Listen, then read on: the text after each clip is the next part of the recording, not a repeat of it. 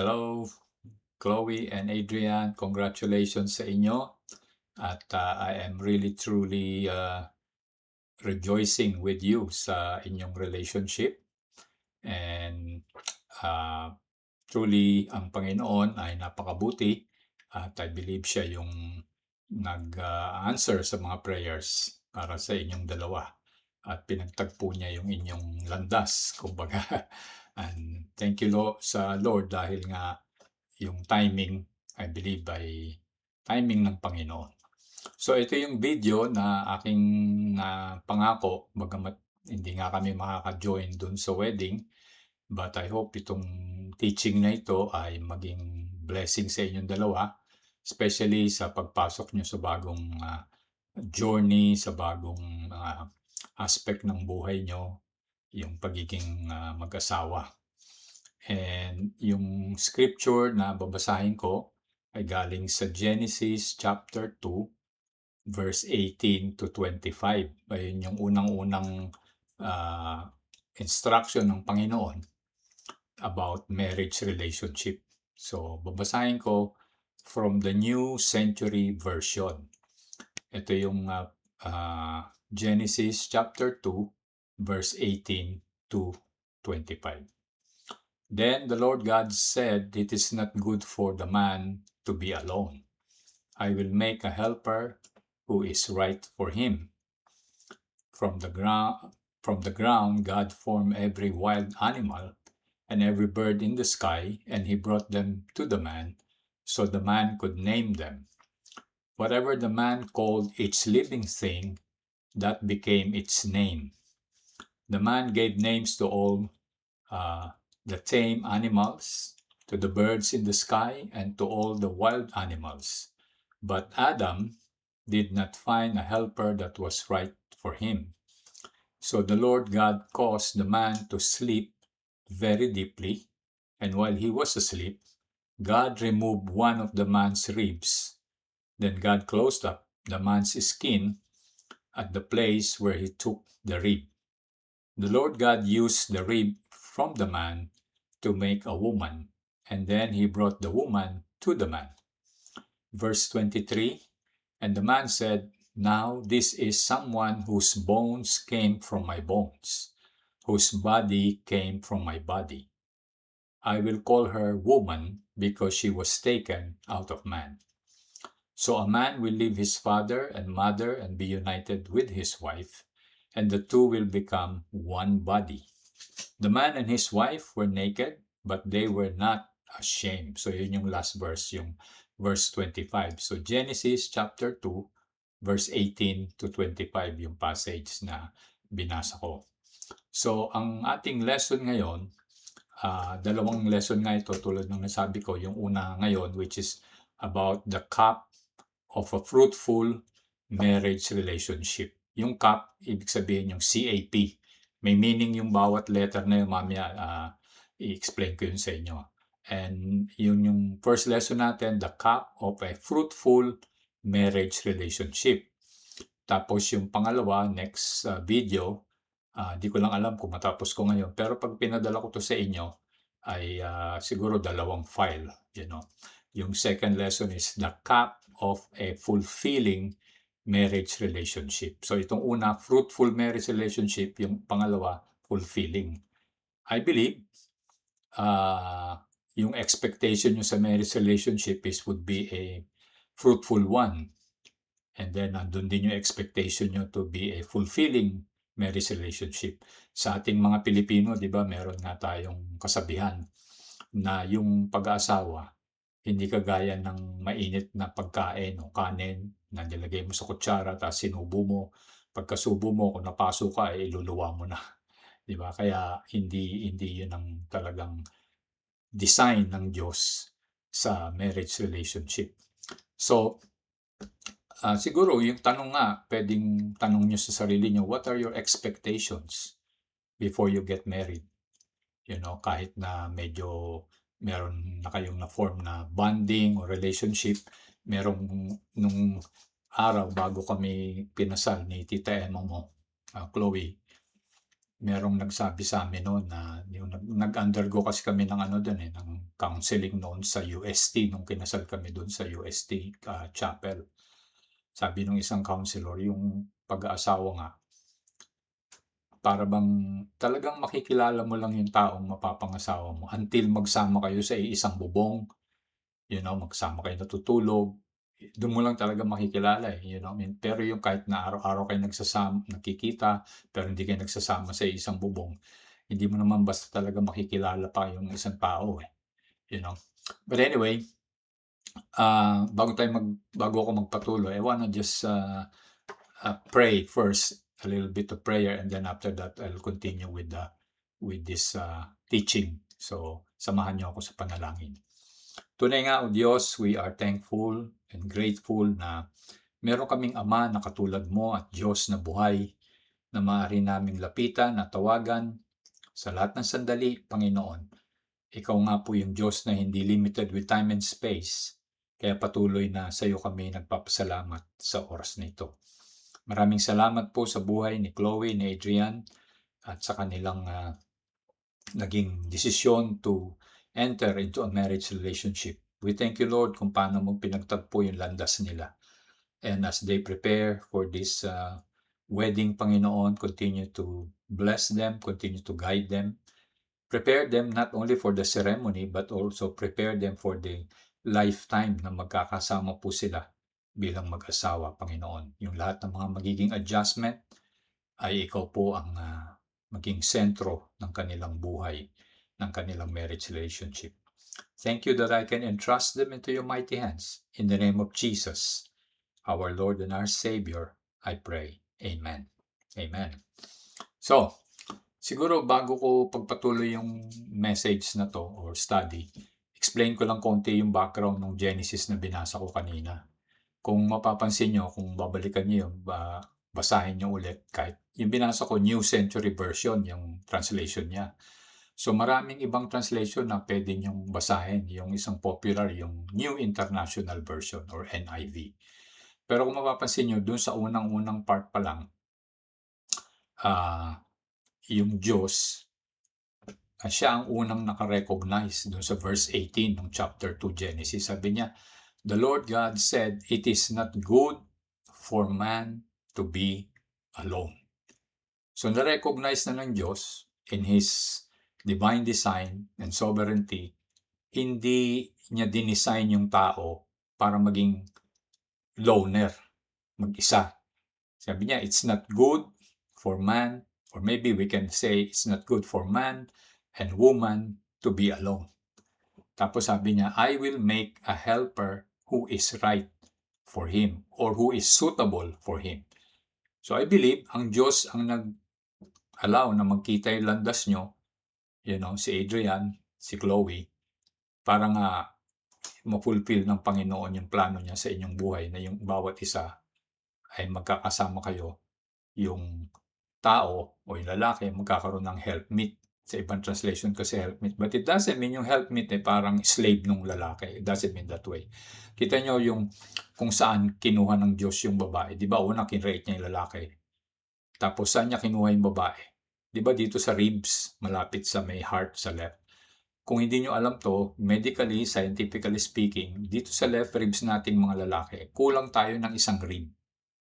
Tanungin nyo yung mga doktor, alam nila yan. Scientifically, medically. Compared doon sa ribs ng babae. Kung doon mo makikita yung Bible, yung scripture, talagang pinatutunayan na salita ng Diyos at hindi nagkamali ang Diyos. Even ngayon sa science, sa medical field, kung ano yung sinabi sa Biblia, yun ang nangyayari ngayon. Diba? So, yung babae, kinuha niya dito sa ribs, malapit sa puso ng lalaki. Bakit doon kinuha, hindi dito sa may ulo? O bakit hindi sa may talampakan? Diba? Bakit dito malapit sa may heart, sa puso ng lalaki kinuha? Kasi, ang primary purpose doon, sabi ng ibang mga Bible commentaries, malapit sa puso para mahalin ng lalaki yung babae. Okay? Malapit dito sa left arm para yung lalaki, siya yung magpuprotect dun sa babae. Okay? Hindi kinuha sa ulo kasi ibig sabihin, hindi siya talaga pwedeng sasabihin mo magiging parang equal na mas mataas pa yung babae sa lalaki. Hindi yun ang plano ng sovereign God. But it doesn't mean ay superior yung lalaki sa babae. May equality pa rin in the eyes of God according to His divine design. At ganoon din, hindi rin kinuha sa paa para hindi naman tapakan lang ng lalaki yung babae. I hope na nakita niyo yung point na yun. Tapos di ba dun sa part dun sa Genesis nga, ang ginawa ng Panginoon, binigay niya una yung mga hayop. Tapos si Adan, yung unang lalaki, siya nagpangalan doon sa mga hayop. Kung tutuusin, kung bibigyan mo ng job description si Adan nung panahon na yon, yung kanyang job description is the animal naming specialist. Pwedeng tawagin gano'n kasi siya lahat ang nagbigay ng pangalan doon sa mga sa mga hayop, di ba? So anyway, yun yung plano ng Diyos. Tapos, sinabi ng Diyos doon sa Genesis chapter 2, verse 24, "For this reason, a man will leave his father and mother and be united to his wife, and the two will become one flesh." Or be united. Sa ibang translation, nakalagay doon, "For this reason, a man will leave his father and mother and be united to his wife, and the man will embrace his wife." Sabi doon sa ibang translation. So, ayun yung pinaka-basic foundation talaga ng marriage relationship. So ngayon, puntahan natin yung lesson. Yung lesson nga is the cup of a fruitful marriage relationship. Kung tutuusin yung marriage relationship sa Genesis, nung binigay ng Panginoon yon, wala pang church noon. Wala pang gobyerno. So, yung marriage relationship is the first institution na binigay ng sovereign God sa ating mga created being niya. So, kung titingnan natin, napakahalaga no, napakalapit sa puso ng Diyos, yung marriage relationship. Diba? So, yung the cup of a fruitful marriage relationship, it stands for, siguro sabihin ko na muna yung bawat letter, tapos mamaya, iisa-isahin ko yung study na yon. Yung C, communication. Yung A, agreement. And then yung P, prayer. Communication, agreement, prayer. Very important yan for a fruitful marriage relationship. Now, yung kaaway natin, kumbaga si Satan, yung enemy, dati nandun siya sa poder ng Diyos, di ba? Yung si Lucifer. Kaya lang naging masyado siyang mataas eh. Gusto niyang i-dethrone yung Diyos. Kaya, siyempre, yung Almighty God, wala namang mas makapangyarihan sa kanya. Siya yung pinakamakapangyarihan, di ba? King of Kings, Lord of Lords. Kaya tinapon niya si Lucifer dito sa mundo. Eh, ang kanyang design o ang kanyang aim lagi is to destroy kung ano man yung magandang ginawa o kinreate ng Panginoon. Kasama doon yung marriage relationship. Kaya yan, talagang sa ngayon, sad to say, yung marriage relationship is para bang talagang maraming attack na ginagawa. Kakalungkot nga dito sa Amerika, kahit sa mga churches ng mga Kristiyano, may mga nangyayaring iba-ibang hindi tama at hindi ayon sa salita ng Diyos. Dahil yan yung isang gawa ng kalaban to destroy yung divine creation and design ng Panginoon. Sabi doon sa John 10:10, "The enemy came to steal, kill, and destroy," including yung marriage relationship. But sabi ng Panginoon, the same verse, John 10, verse 10, sabi niya, "But I came to give life, life in its fullest." Yun yung pangako ng Diyos sa atin. So, kung hindi tayo magiging maingat, like kayong dalawa, pag nagpakasal na kayo, after the wedding day, kung di kayo nagiging maingat, nandiyan na magsisimula na yung attack ng kalaban sa buhay nyo. Health issue, relational issue, financial issue. Yun na yung mga iba't ibang haharapin. And ilan lang yun, marami pang iba, But kung nandun tayo sa medyo talagang deep, seryoso tayo sa pananampalataya natin sa Panginoon, hindi niya tayo pababayaan. Ngayon, itong cup of a fruitful marriage relationship, I hope this will be a blessing na matutunan nyo. And this lesson is really applicable kahit anong stage ng marriage relationship, whether bagong kasal, matagal na, kasi napaka-importante nito. So, isang lesson o parang illustration na natutunan ko, nadinig ko sa isang wedding. Noon pa yun, diyan pa sa Pilipinas, di pa ako maalis ng Pilipinas. Yung isang pastor na kaibigan ko nag-officiate ng wedding. Sabi niya, ito yung magandang illustration ng husband and wife or man and woman na dati hindi pa sila magkakilala, tapos pinagtagpo sila ng Panginoon, tapos later yun nga, nagka-relationship, tapos hanggang nag-asawa na. You know?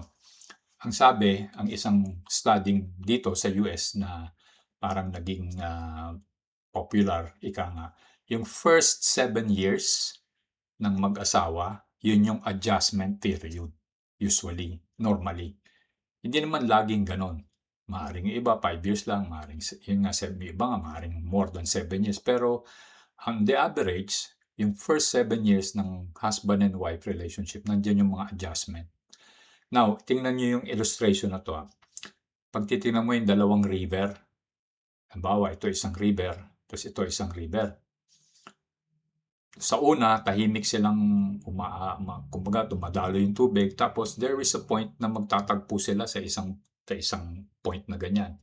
Pag unang nagtagpo yung dalawang body ng water o river, anong epekto? Ang epekto nun, yung talagang nag-i-splash, malakas yung yung impact nun. Pero pagmamasdan mong mabuti, malakas yung impact ng dalawang river na yon, nag-i-splash na ganun. Pero down the road, after ilang miles away, parang sa mag-asawa, after ilang years, nagiging kalmante na yung takbo ng tubig kasi nagkaisa na sila eh. Nag-unite na silang ganun, naging one. Nagkaroon na ng oneness. In essence, dun sa Genesis chapter 2, yung primary purpose ng Panginoon sa marriage is oneness. Sabi nga dun sa Genesis 2:24, for this reason, a man will leave his father and mother and be united to his wife, and the two will become one flesh. Kagaya ng body of water, magka-clash yun. But then, pagdating ng ilang taon, magiging kalmante na. So, ang tanong ngayon, how can a newly married couple, or kahit hindi nga newly married couple, sabi ko kanina, this can be applicable to any stage of marriage relationship. How can they attain oneness? Mahirap talaga yun kasi una, babae, lalaki, magkagaling sa ibang background, tapos marami kayong mga magiging lesson to learn. Paano kayo maging adapt sa bawat isa, yung pagkain nyo, pagtulog, communication, kasama na yan. So, unang C o unang letter na titingnan natin, yung communication. Kung minsan pag sinabing communication, parang ang tingin natin, yung salitaan lang. Talking lang always. Talking is only one part of it. So, communication is always two ways. Talking and listening. Kailangan marunong din tayong makinig. Di ba? Kung titingnan mo nga, yung iba nga, meron akong kakilalang mga preacher din, sabi nila, tingnan mo yung design ng ating Almighty Creator. Isa lang yung dila natin for talking, isa lang. Pero, dalawa yung lips to guard the mouth. And then, dalawa din yung tenga to listen. Di ba? So, magta natin yung talking and listening are vital parts of a fruitful communication. A fruitful communication in a relationship centers on the purpose of edifying or lifting up the one we communicate with. It's always beneficial when one thinks carefully first before saying anything, especially to your spouse. So, parang pwede mong isipin, tatanungin mo muna, yung bang sasabihin ko sa asawa ko, makakasakit o makakabuti? O yung bang way of communication ko is something like manipulative ba ako or what? Kailangan medyo dun pa lang mag-a-adjust na. Communication, very important. So, dun sa Book of Proverbs, ang nagsulat noon si King Solomon.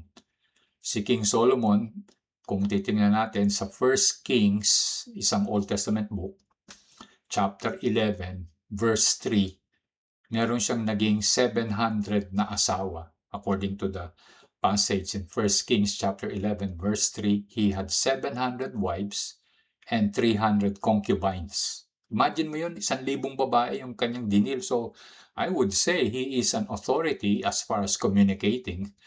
with women or with other people. And especially yung 1,000 women na iba-ibang nationality pa yun nung mga panahon na yun. So, sinulat niya yung Book of Proverbs, and then doon sa ilang passage sa Book of Proverbs, sinabi niya yung about communication. Basahin ko yung ibang nandito sa study material. By the way, yung study material, I think, isa-send ko rin siguro sa messenger mo, Chloe, yung parang text niya, yung parang handout, or yung parang may outline para pag pwede niyong reviewin habang nire-review niyo yung video. So, isang passage na sinulat ni King Solomon, Proverbs 10:11, sabi niya, "The words of the godly are a life-giving fountain. The words of the wicked conceal violent intentions." Proverbs 10 verse 21, sinulat din niya, "The words of the godly encourage many, but fools are destroyed by their lack of common sense."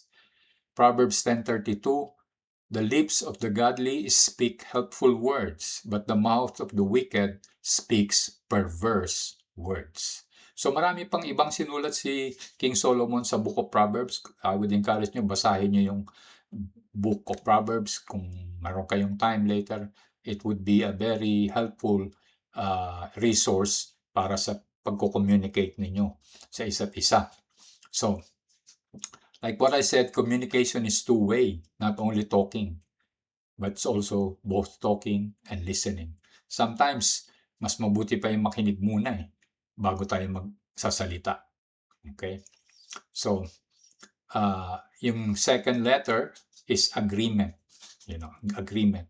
A fruitful or edifying communication in a marriage relationship leads to an open form of agreement. Diba nung pagkakasal, and I think alam naman ninyo yun, naka-attend na kayo ng mga wedding, and then ngayon pag kinasal kayo, you will say your wedding vows sa bawat isa, di ba? And palaging yun sinasabi ng ministro, sabi, "Do you accept this lady," halimbawa, na-address yung husband, "to be your lawfully wedded wife," blah, blah, blah, blah, blah. Tapos sagot yung lalaki, "Yes, I do." Tapos babalik naman doon sa babae, ganun, "Do you accept this man," kung ano man, "as your lawfully wedded husband," blah, blah, blah. Tapos sabihin din yung babae, "I do." Sa Christian wedding, ang isang nakita kong maganda sa Christian wedding, hindi dun sa, compared sa traditional Roman Catholic wedding, yung mga couple, like nung kinasal kami ni Tita Marino, merong kaming pinrepare na wedding vow. Diba? Yung out of our own. Galing sa puso namin. Hindi lang yung ni-recite yung kung ano lang yung nando sa program ng ministro. I think mas maganda yun diba? Anyway, kung sa inyo, kung yun ang plano nyo, well and good. Dapat sabihin nyo lang siguro doon sa ministrong mag-officiate, or kung pwede nga gawin yun sa pagdating ng wedding ceremony nyo. So, covenant is a more binding word for agreement. Married couples need to establish early on in their relationship the things that they are to have and covenant or agreement. Kailangan pag-usapan na ninyo yun habang maaga pa. Ito yung mga ilang, meron ako ditong 7 ideas or areas na pwedeng mag-agree. Yung kayong dalawa, pag-usapan na ninyo, tapos syempre, sasamahan nyo ng panalangin para lalong pagpapalain ng Panginoon yung kung ano man yung pag-aagreehan nyo. So, unang-una, yung spiritual matters. Saan kayo pupuntang church? Napakalaga nun kasi mahirap talaga sa buhay ngayon kung wala kang ine-exercise na pananampalataya sa Panginoon. And then, later on, pag lumalago kayo sa pananampalataya, habang regular kayong nagiging attendee or part ng isang church, pwede nyo pag-agreehan yung ano ba yung ministry na susuportahan nyo. O paano ba kayo magkakaroon ng involvement doon sa church. Or even yung part ng ano yung bibigay nyong resources, financial resources doon sa ministry or sa church. Yun yung mga isang unang-unang area na magandang pag-aagrihan ng husband and wife to be. Okay? Pangalawa, yung finances. Pag hindi kayo nag-agree dun sa finances, mahirap talaga yung isang, alam nyo, dito sa Amerika, mayroong study ginawa. Matagal na rin, sabi nga, isang top reason kung ba't nagkakaroon ng divorce, yung mga mag-asawa dito, whether Kristiyano o hindi Kristiyano, isa sa mga top reason is financial area. Nakakalungkot, di ba? So, kailangan pag-agreehan nyo yun. Savings, yung consumption nyo, yung magiging investment nyo kung darating sa ganung panahon, which is really important also. Pangatlo, yung pag-raise ng children. Kung pagpalain kayo ng Panginoon, magkaroon kayo ng mga anak na i-bless ng Panginoon, paano nyo sila didisiplinahin? Kailangan mag-agree kayong dalawa bilang father and mother, future father and mother, paano kayo magdidisiplin? Kasi kung hindi kayo magkakaisa doon, tapos makikita ng mga bata, pagka kay daddy, pwede yun. Pag kay mami, pwede to. Dito na lang kay mami lagi lalapit. Magiging confused yung mga bata. Kaya kailangan nagkakaisa kayo pag may disiplina, suportado niyo yung bawat isa. Pang-apat, yung spending time together ninyong dalawa. Kasi later, pag nagkaanak na kayo, magiging busy, di ba? Lalo na pag yung mga early stages, mga unang taon na may baby, minsan yung pagtulog, talagang malaking adjustment yun. So you need to set aside yung time ninyo together, like yung anniversary, mga birthday, or even like a quick weekend getaway. Mahalaga yan kasi dyan nabibuild yung inyong relationship. Okay? And panlima, yung relationship dealing or relating or dealing with in-laws. Hindi maiiwasan. Dati meron akong nabasang book nung nandiyan pa kami sa Pilipinas, matagal na. Na-share ko din yung kay Tita Emma ngayon. Sabi dun sa book na yun, actually, title ng book, very catchy. Sabi niya, do not outlaw your in-law. Parang very catchy, pero it's very direct to the point. Kasi yung in-law, part ng family yan, hindi mo yan pwedeng alisin. Kaya lang, you have to have an agreement paano nyo di-deal. Meron kayong communication na maayos. And then, yung pang-anim, community involvement, yung sa mga kaibigan, mga barkada, kumbaga, paano ka magkakaroon ng involvement. Siyempre, pag may asawa ka na, yung time mo, mababawasan sa barkada. Diba? Kasi, eto ka na ngayon, binibuild mo yung relationship mo dun sa spouse mo. Okay? And then, 7, is still having your own personal time. Yung hobby mo. Halimbawa, mahilig sa sports si Adrian, or si Chloe, mahilig sa cooking o anumang ibang activities. Kailangan balansyado pa rin yung time nyo na yun. Nagkakaroon kayo ng agreement tungkol yan. Okay? So, having a fruitful communication between husband and wife helps a whole lot in reaching an ideal agreement. Kung yung communication nyo, kaya nga nauna yung communication is open, maayos, nagiging maganda yung agreement. Kaya kung tutusin itong the cup of a fruitful marriage relationship, para itong building blocks parang nagbi-build siya sa bawat isa. So, communication, agreement, tapos yung panghuli, yung last letter dito is prayer. Sabi ko kanina nga prayer. Yung prayer, sabi ko, nung ginagawa ko to nung matagal na tong study na to I cannot overemphasize the significance and importance of prayer sa isang marriage relationship, How often will you pray with your spouse? Kailangan nagkakaroon kayo ng regular time na prayer. The first building block, which is communication, and the second building block, which is agreement, it's pivots, parang nagiging maganda yung ugnayan ng dalawa na yon. It pivots best with prayer. Okay? Praying over any issues husband and wife may deal will always help you arrive in a harmonious relationship. Praying over any issues a husband and wife will deal will always help you arrive a whole lot in arriving to a harmonious resolution. So, sabi ng Panginoon dun sa Matthew 26 verse 41, pray so that you will not fall into temptation. Pray so that you will not fall into temptation. Napakahalaga nung kailangan talagang palagi tayong nananalangin o pinagpe-pray natin o kasama natin nagpe-pray yung spouse natin. Kailangan magkaroon kayo ng set na time, whether bago matulog o una siguro kung hindi nyo kayang gawing everyday, pwede pong gawin once a week, twice a week, kung ano yung pwede sa schedule nyo, tapos gawin yung mas regular na nagpe-pray kayo. So, we all need to devotedly pray, especially with our spouse, as a preventive measure not to be trapped in temptation.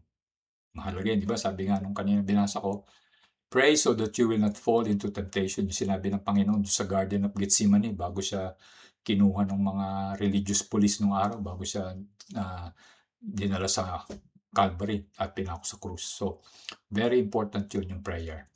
Sometimes married couples deal a very tough situation which seems hopeless. Minsan may mga ganong sitwasyon you know. And ang isang unang resort of action in facing those seemingly hopeless situation is to pray. So prayer, meron akong acronym ng prayer. P-R-A-Y-E-R. Okay? Possibilities of resolutions against the yoke of the enemy revealed. When you pray, yun yung nangyayari. Yung possibility ng resolution, kung ano man yung pinagpe-pray nyo, nire-reveal ng Panginoon niya, lalo na kung gawa ng kalaban niya, ina-attack kayo. So I hope with this lesson, ay meron kayong magiging blessing sa inyo na maging part ng inyong pagsisimula ng inyong marriage relationship. So, the question is, do you want your marriage relationship to be fruitful? I hope so. And then you can just follow along this study that I have shared with you. And as I mentioned, yung pinaka-text niya o parang outline, isi-share ko sa messenger ni Chloe. Siguro I will conclude with prayer now. Pray ko mabuti kayo. And then even after this lesson, lagi ko kayong ipapanalangin. So, join me with the prayer. Tunay nga, O Diyos, muli nagpapasalamat kami sa iyo dahil ikaw ang Diyos na hindi nagbabago, nananatili kang buhay, Panginoon. And thank you po sa opportunity na binigay mo nga ngayon to share this teaching, this lesson, the cup of a fruitful marriage relationship kay Chloe, kay Adrian, especially as they enter into this new chapter ng buhay nila to become husband and wife. I pray, O God, that you will bless them, that you will cover them with the blood of Jesus, at tutugunin mo po lahat ng mga pangailangan nila, Panginoon, as they prepare for this wedding and even yung magiging marriage relationship nila. Continue to give them good health, provide for everything that they need, at patuloy mong pagpalain ang lahat ng mga gawa ng kanilang mga kamay, ng kanilang mga buhay. Hayaan mo nga, Lord, that yung pong lordship mo ang maghari sa kanilang buhay at sa kanila ding magiging marriage relationship. Once again, I entrust sa iyo, Panginoon, si Chloe at si Adrian. In Jesus' name, I pray. Amen. Amen. God bless. And then, natutuloy ko yung next na teaching and papadala ko to sa inyo. Thank you. Bye-bye.